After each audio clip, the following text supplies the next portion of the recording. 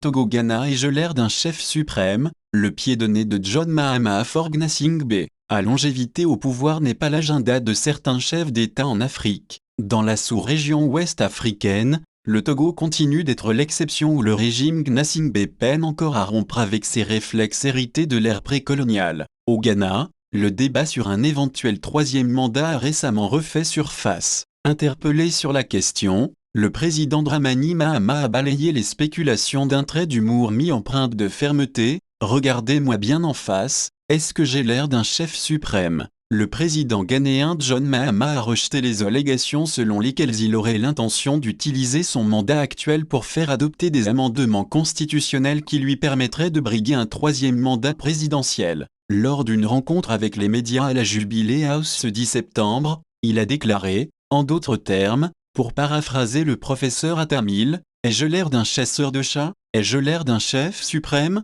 Je suis un démocrate pur. Et même lorsque nous avons obtenu les 2/3 des sièges au Parlement, j'ai affirmé que nous n'allions pas l'utiliser pour bafouer la minorité et que nous donnerions à la démocratie l'occasion de s'épanouir. Nous savons donc que nous n'avons pas l'intention d'utiliser cette majorité des 2/3 pour écraser notre démocratie. Il est de notoriété connue qu'au Ghana la constitution de 1992 limite les mandats présidentiels à un maximum de 2 mandats, de 4 ans.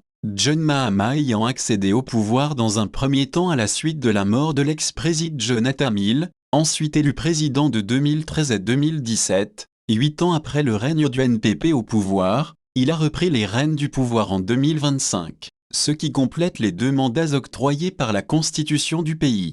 John Mahama a donc réitéré son engagement en faveur de la démocratie, ajoutant que les tentatives visant à affaiblir les institutions à des fins politiques compromettent les progrès démocratiques du Ghana et n'est pas du ressort de son parti NDC. Pendant ce temps dans la sous-région, presque tous les pays ont adopté cette vision de limitation de mandat présidentiel à 2 à l'exception du Togo et de la Côte d'Ivoire. Tous les voisins du Togo ont expérimenté des alternances politiques d'une manière ou d'une autre, tandis que le régime Gnassingbé, au pouvoir depuis 1967, a de la difficulté à tourner la page des pratiques héritées des premières décennies post-indépendance. Au Bénin, pays qui a déjà connu plusieurs alternances, l'actuel président de la République Patrice Talon dont le second mandat finit en 2026, a d'ores et déjà indiqué en toute clarté qu'il ne briguera pas un troisième mandat et a révélé le nom de son dauphin, Romuald Wadani. Avertissement. Au Burkina, après le renversement du pouvoir de Blaise Compaoré en 2014 après 27 ans au pouvoir,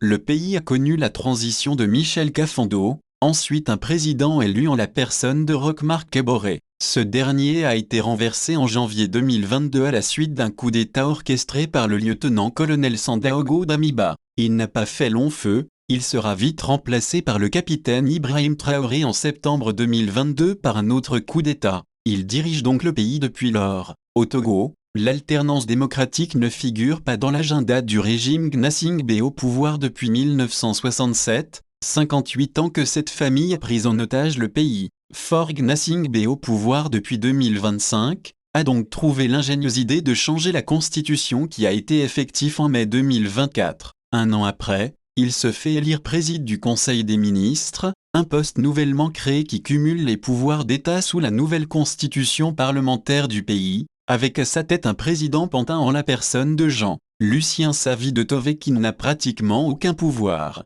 Toutes ces manigances du régime RPT unirent au Togo pour prolonger la dynastie des Gnassingbé. L'histoire et les peuples ne retiennent malheureusement rien de bon des assoiffés du pouvoir dans ce pays.